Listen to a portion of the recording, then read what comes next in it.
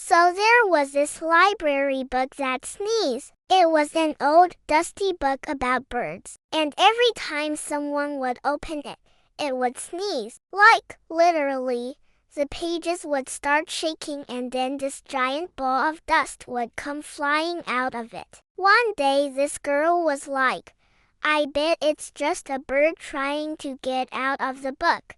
So she took it home and put it in her backyard. She was like, there's no way a bird could survive in there.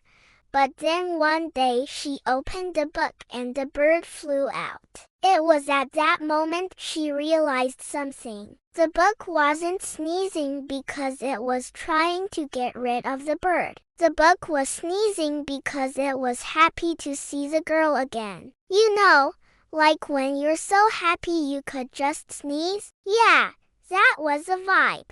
And ever since then, they've been best friends, sharing tea and books and just having a good time. The end. Please subscribe to my channel for more fun and exciting stories.